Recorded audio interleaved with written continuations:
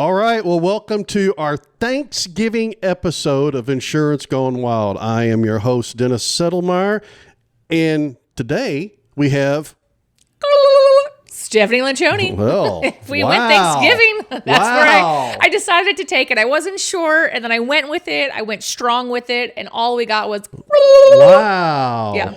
Okay. That may happen a couple more times during this episode. Episode? Hey, you haven't even been drinking anything. No. Hey, not for a while. At least for... Is this day 7? 9 days, or what is today? Only 7. Oh. Yeah. Today's the 7th. That's Trust right. me, I drank 8 days ago. And you don't... It hasn't affected you a bit, has it? No. It's... Yeah, I just, I remember when I lost my mind. What's this? That video that I sent you. Dennis, I just want you all to know how many videos, number 1, that I get. And then number 2, I will take my phone, it's for your 2 a.m. viewings. I know. And I get that. And I'm like, oh my God. I show it to Brian and he's like, Dennis. I'm like, yes. Who else would send me that? Of course it's Dennis. Well, it was a poor Brian video. Well, we get a lot of those. So you have him in mind a lot, which I really do appreciate. And he does too. Yeah. Yeah, you're a good man. This was a good one. You're a good man. So anyway. Anyway. All right. Lighthearted and fun. Okay, guys. So I want to talk just real brief, a little history of Thanksgiving and insurance. Okay. Then we're going to get into some things that could happen, right? On that insurance. have happened. Yeah, that have happened. All right. So, so Thanksgiving and insurance. Most people don't think about Thanksgiving and insurance, right? Paul, you've ever thought about Thanksgiving and insurance? You ever thought about Thanksgiving and insurance? I have, because I am thankful for all of my clients. Oh, I heard that. I heard it. But did you know that when you go back to the Pilgrims, are you ready? I know. We got to make this a little lighter, but we will also make a historically accurate. Well, we're going to try. Okay. Based on a true story, not necessarily true. So when did Columbus sail the ocean blue? Do you remember? I do. It's in the song. Yeah. What's the song? Do you remember the word? Do you remember the? Yeah. Yeah. Quick, I need my thing 1 who's in 3rd grade who might be learning. All right. When is it? You tell us. I don't know. Gee. 1492, Columbus sailed the ocean blue. Is that it? 1492? Yeah. Yeah, that sounds better. All right. I thought 17 was a little late. All right. So but that's when it first came over, right? And it was an accident that they found us. Well, later on, there was more trips and things eventually started bringing people over. Intentionally, they were bringing people over to the new country. And so where did they settle? About so like England, let's say they in New England area. Yeah. All right, so they're bringing people over from England to the New World, which was up the coast from where he actually landed, right? And the Pilgrims and their backers. Are you ready for this? They're baggers. They're backers. They're the people that were financing this stuff. Oh, yeah. The Merchants Adventurers is what it was called. Structured their journey like an early insurance syndicate. Ooh. They financed the ship, they financed the supplies and the trade goods, because they were going to have trade goods. Pilgrims supplied labor and agreed to build a colony. So there was an agreement. What is an insurance policy? It's just a contract. It's an agreement between 2 parties. Mm-hmm. Both parties agree to share profits and losses for 7 years. So when they did that, it is sort of a basis for risk pulling. They pulled their risk together, right? Because there was the risk that the colonists wouldn't be able to get the stuff done, and the merchant adventurers wouldn't get their money. There was an issue that a risk that the merchant adventurers would not have the money, and the colonists would be kind of stuck. So it was sort of a risk pull. I'm just trying to figure out where I went wrong in my life that I'm here right now. Yeah, I know. So, merchants or people back in England had, in London's financial district, Think Lloyd's of London. That's exactly where I went. They actually. wrote policies covering loss at sea, piracy, and acts of God. Well, that makes sense because there were actual pirates back then. That's right. And I bet there still kind of are these days. It just looks different. Oh, there's pirates. There's yeah, pirates, there's yeah. pirates. Especially like, what is it? South? Is it Africa? Like yeah. way down in the south coast or whatever? Yeah, there's still pirates out there. I mean, there was a movie that Tom Hanks starred in. Remember, you're not the captain anymore. I'm the captain. I forget what that was. It was based on a true story. Yes. That movie was. So these contracts were ancestors of policies written that would be later known as Lloyd's of London, which was established, I think, in like the late 1600s. So it's been around for a while.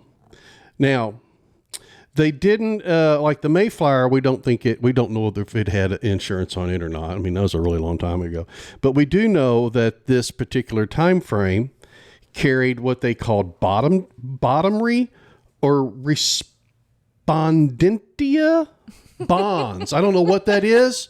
See, I don't know what that is. But it was early insurance forms that guaranteed repayment only if the voyage succeeded.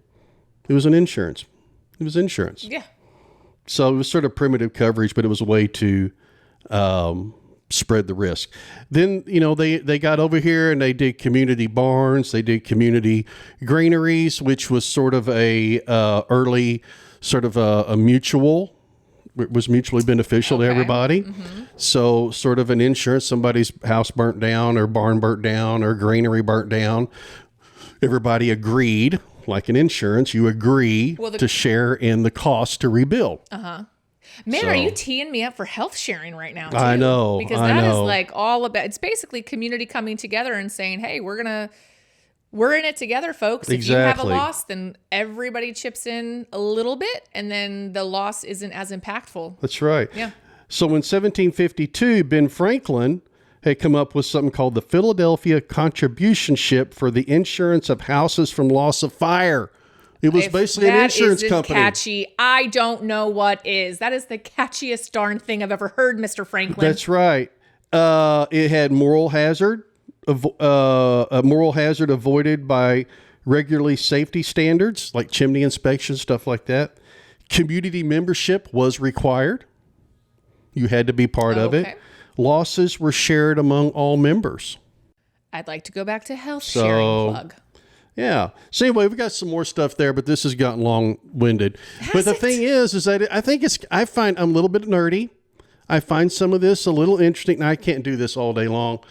But I never really thought about I was thinking to myself, I never really thought about Thanksgiving and insurance, but it makes sense. I mean, heck, we have basically marine coverage that started, they think back during early China when they were trying to get stuff from one island to the other and they were worried about pirates or whatever attacking them. So they would create a marine policy. That means you're moving product. You're insuring product that's moving or something that's moving. Ocean Marine is really what it ended up being, but they would finance it and guarantee that it would make it from this island to this island. And so, I don't know, it's just kind of interesting stuff. So it is. Ocean Marine, now we have Inland Marine if you're moving across. Just like state to state or whatever. Yeah. Or from here to whatever. A different city. It doesn't matter. You're moving something if it gets... I mean, they even... on an individual level, when you go to UPS or FedEx or whatever, they're like, do you want insurance on that? Yeah. I mean, so they'll, yeah. Yeah. They're selling you basically an inland marine policy for little to nothing. So anyway, I've got more, but I'm not going to bore everybody with it. But there are things you got to watch out for during these holidays. Pirates are real. I think that's the moral of the story is pirates are real. Pirates are real, but check your six. What about this? What about this? Thanksgiving time. What do a lot of people do during Thanksgiving with their turkey? Oh my God, they deep fry that thing. They deep fry that bad boy, right? Man, and I got to tell you, like, at least now, you would hope there would be fewer incidents because there's so much education and so much access to be like, hey, make sure that bitch isn't frozen before you put it in there. But they don't check all the YouTube. They don't do all their research, and it gets real. Yeah, well, I would tell you a gets quick real. story. We have a buddy. Me and my buddies have a buddy. Years ago, we did a big turkey fried. Everybody brought their own turkey, and it was like 10 or 12 pound turkey that we brought. Had the big pot with the oil in it, and we fried turkeys all day long. And if my buddy happens to watch this, he will know that I'm talking about him. He came and brought like a 20-pound bird that was still froze on the inside. And it was all we could do to get it down into the pot. And we were safe. We had ladders set up and a cross beam across it. And we had a rope where we would lower it from a distance down into the oil. Yeah, that way if it fell. And we had it out in the yard and we didn't have to worry about anything. But it took that thing. You normally fry turkey so many minutes per pound. And this was like off the chart. The outside was burnt, but the inside was still raw. Because he brought a frozen bird.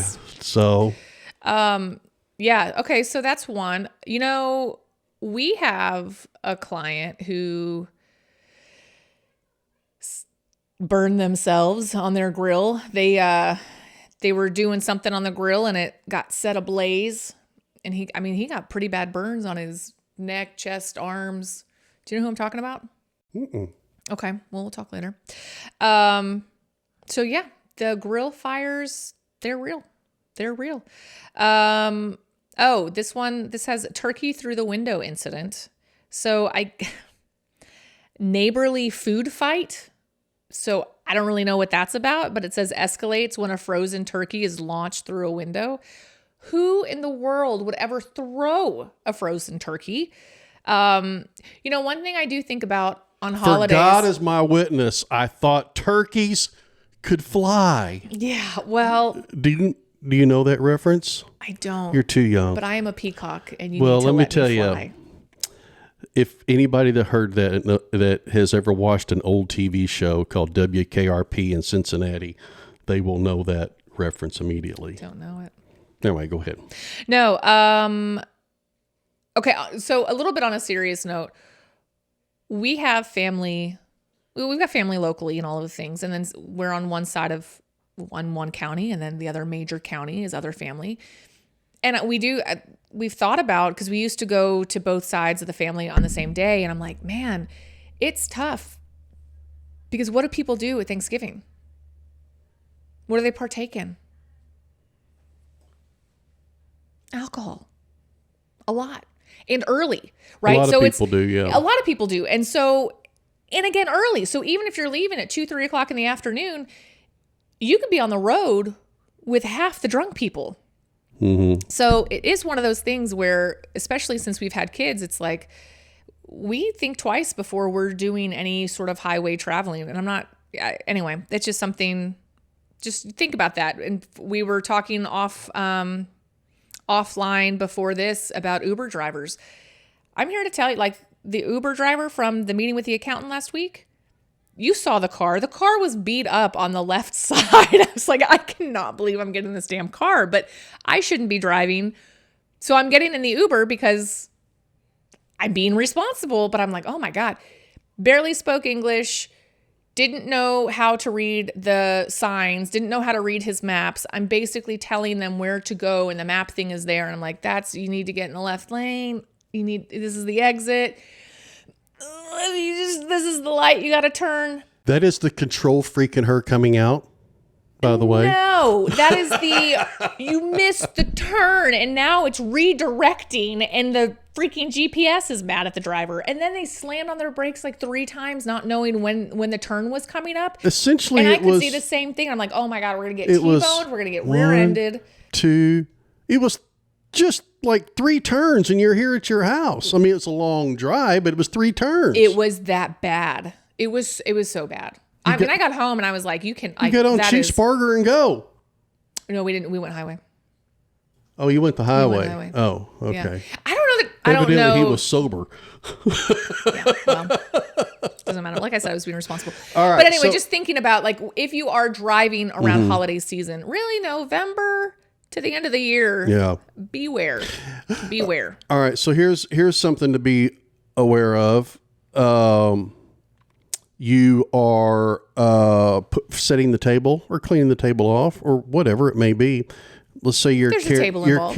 let's say you're carrying the gravy bowl, the infamous gravy bowl that everybody usually has, a gravy bowl of some sort, and it it spills, and Aunt Amy comes along and falls on it. Okay. And Aunt Amy hurts her ankle. Let me ask you this. Mm-hmm. Did the owner of the house or a resident, were they the ones who spilled? Does it matter? I'm asking you. I don't know that it matters. They were hurt on the property. But with liability, don't you need to be liable? You invited those people onto your home, so you have responsibility. So I'm liable for everybody's actions? It could be. Mm-hmm. In my home, no matter what? Mm-hmm. So somebody starts acting a fool? Tell them to leave. Yep. So anyway, the point is, you could have that, and that could be probably more, if it's family, it's usually probably more medical expense, not necessarily liability. Yeah. And there's a difference in the bucket of money that it gets pulled out from. So, yeah, that's one of the things you could do. Okay, well, on a little bit more of a fun note, dog ate Thanksgiving dinner. You got to keep that stuff away from the animals is all I can tell you. I have had that happen. Not Thanksgiving, but I've had them eat dinner. Really? Yeah, I cooked, brutal, man. I smoke a lot of meat, so I'd cooked this pork loin. And at the time, my daughter was breeding Great Danes, and we had a number of Great Danes, but one big one was in the house. And I had got done doing it. I had let it cool off. I come in to the house to do something. Oh, I know what it was. I sliced off some samples to give to the folks sitting outside. I pass them out. I come back in, and all I see is the last 2 inches going down that dog's gullet of a freaking pork loin. Oh, not a tenderloin. So that's the little skinny ones. A pork loin. Yeah. Swallowed it whole. Well, to be fair, they're huge. So we went out. We had to order food after me smoking on that all day long or all afternoon. So. Oh, that's so funny. I have a slip and stuff. An ant slips on spilled gravy. There you go. Oh, broken teeth. Broken policy. Yep. Grandpa bites down on a hidden turkey bone. Dental claim. Like, that sucks. Yeah. Oh, Thanksgiving football gone wrong. Backyard tackle breaks the neighbor's fence. Correct. Yeah. Hand and arm. There would be another one. Yeah. Going back to the deep frying thing, you could have it. I know there's been these. I've not experienced it with any claims, but you could have a claim where you get a fire that ends up damaging multiple houses. Oh, well, for sure. Yeah. I mean, if it's outside That's and then not it hard just catches. to imagine. No. You get high winds and stuff that'll burn. It hits the fence, it's gone. Well, and here's Because fences are usually dry, right? Well, I was just going to say, in that time of year, things are dry. It's not like we're getting hit with a ton of rain. So it's that dry air. You've got the dry leaves. You've got the grass that's already kind of getting burnt up a little bit or dried out or whatever the case is. Because it's like cold and then dry, but then we get the sunny and then we get the back and forth in North Texas. You know what I mean? So our grass just typically doesn't look good. Yeah, it's some crazy stuff that can happen around Thanksgiving. I mean, we are not even, to the iceberg. Yeah, we're not. We're not even making stuff up, and we're still got a lot of stuff to work on, right? Yeah, a lot of examples. So, yeah. No, it's tough. Thanksgiving is a time where there are a lot of house fires. There are a lot of accidents. Christmas would be another one because of Christmas lights or trees catch on fire, things like, which we'll talk more about that when we do a Christmas episode. We may have you dress up as Santa's helper or something, Already got an outfit, but maybe I'll get one more camera. I know, I'll get one more camera ready. Yeah, I'm just kidding. No, I think it's just a very dangerous time, and people need to remember that. You'll see it if you look up YouTube channels and things like that. You can find examples of stuff that can go wrong, or you buy products and it'll tell you be careful. Like if you're going to smoke a turkey, you look it up online. It'll tell you make sure to take all safety precautions. I got a picture that I post almost every Thanksgiving. of, hey, don't do this. It is a picture of somebody getting ready to deep fry a turkey in their kitchen with nothing but a piece of cardboard underneath it, just in case some oil might spill out. Sure. Don't do that. I think that's, but people do it's that. nice to be safe. Well, and then, so here's another thing that I am going to make myself sound so stupid, but thank goodness I married a wonderful man who was intelligent enough to stop me from killing our family. So when we had the big Snowmageddon thing, it was 21. I remember this specifically because we had a newborn. Everything is shut down. Snow is everywhere. The entire Metroplex is just done. And where we lived, it was like big open field in the back and all the things. We're like, oh my gosh, let's go outside and let's get this beautiful family picture. So we walk out and And anyway, so I've got my 5-month-old and we're like, everyone's got a family picture. And then we go inside and we're like, man, that was kind of chilly out there. We check the temperature. I was like, hey, what's the temp, babe? And he's like, oh, it's -2. Real feel -18. I was like, damn it. Why am I awful? But we did get a nice family picture. But at that time. That's nothing for Eskimos, though. Well, I'm not an Eskimo. We live in Texas. We're not Eskimos. But part of that whole thing was all of the power outages and like people lost power and people lost water and people lost. I mean, we were so fortunate we didn't lose any of it. We were out of power for 2 or 3 days. Yeah, my parents, I think, were out almost the entire time. It was crazy. And then we were right on a line where on the other side, people couldn't get fresh water anymore or filtered water, clean water or whatever.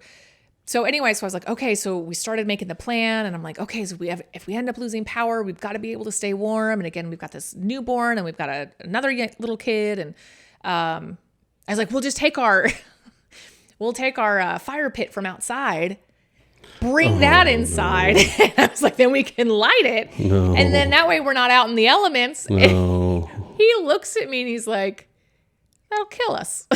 Like, that'll absolutely kill us. I was like, well, no, I mean, it's fine. Like, we don't have to have a huge flame. It's not like we're going to burn down. And he's like, babe. Anyway, so don't do that.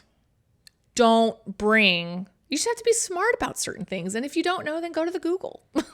Go to the chat GPT. Yeah, because Mr. Google's always right. Just like Dr. Google's always right. Go to the chat GPT. They're usually a little bit better. But so my point to all of that also, if you're doing the turkey frying or whatever the case, and you are even outside and maybe you're on a concrete slab, which is very lovely, but don't do it under a low awning. A low ceiling, yeah. Right? So like you have a covered patio, that's totally fine, but like move it over. Because we've done that also with unless it's raining, you don't want to do it. You don't want to do that if it's raining because then the water will make it splatter. Well, then just don't do it. Then maybe it's not the year to fry a turkey, you know. But we did s'mores and things with the kids, and inside. No. But I mean, you could if you did it on the stovetop. But they had. You could do it in the chimney, your fireplace. I mean, not if it's got a glass thing. It's the marshmallow won't really get. You have a fake chimney? We were at my in-laws. Oh, okay. And it was a switch thing. Okay. Our fire is like goes, yeah, and we can get to it. But anyway, it was the same thing. It was like a little gas powered thing, but we had to go off to the side just because we didn't want. I don't know. I can't help you. That's all I have. Just don't be an idiot like me. And I'd like to thank my husband for saving our family because I'm like. That's funny. We never lost power, so I wouldn't have killed us. Yeah, but no, we did lose power, but we didn't do anything like that. I happen to have a one of those kerosene tower heaters, big round ones, like big around as a bucket, but it's taller than a bucket. It's about this tall. And you can use them inside as long as you don't put them in a small room and hang out in there. It doesn't throw off enough carbon monoxide to bother you. It's designed for that kind of stuff. Okay. And so I brought it in the house, and we happen to have firewood outside, and we have a fireplace. So we were able to keep the house warm enough. Warm enough, right. Not warm. No. Warm enough. Never would have thought. I mean, it was cold. Yeah. It was cold. Yeah. warm enough. Yeah. So, yeah, we didn't have any frozen pipes or anything along those lines. Man, and that was nuts. If that's not an episode in and of itself, like, and so many people were so upset with how insurance companies were handling, but it was, I don't want to say it was unprecedented, but I kind of feel like it almost was. It wasn't unprecedented. It happens every X number of years, but that one what was different about this one, it was so widespread.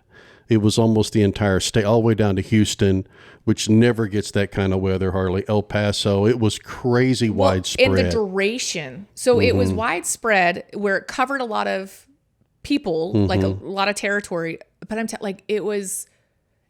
it felt like forever. Like usually in Texas, we'll get a couple days. Maybe we shut down a little bit, and we will usually shut down, and everybody gives us crap. Like the North's like, oh, a sprinkle in Texas is shut down. I'm like, listen, bitches, we don't have the infrastructure, and 80% of our roads are in the air. Do you want to, like, we don't have the infrastructure, and I'm not risking my life to, anyway. But it was forever. It lasted forever. Yeah. We just couldn't get warm. It was crazy. I couldn't get warm. So, anyway, but Thanksgiving, lots of different random claims. And I also feel like people are just not making as intelligent decisions as they should be. Maybe it's a higher adult beverage consumption. Maybe you're just kind of feeling fun. And I do think people from November 1st to the end of the year. We get in a hurry too. Well, you get in a hurry. But I'm telling you, November 1st to the end of the year, people are just happier. They're like happier. They're a little more giddy. They're a little bit more silly. They're a little bit more this, or they're super grumpy. I'm looking at you and I know which one you are. I can relate. I can relate. I know which one you are. No. You get, but do you know what I mean? Like, it's just like, but I agree with you also. Like, it is the people get in a hurry. No, I think people just get in a hurry. They're trying to get everything done they can, cram as much in as they can, and they end up making mistakes. So anyway, well, thank you guys for joining us for a special episode. I don't know if it's special, but it's an episode about Thanksgiving. It's a different episode. And if you have questions, comments, you have stories, feel free to send them to us. Contact at igwpodcast.com. Give us a call, 817-753-0093. Appreciate it. Look forward to seeing you again.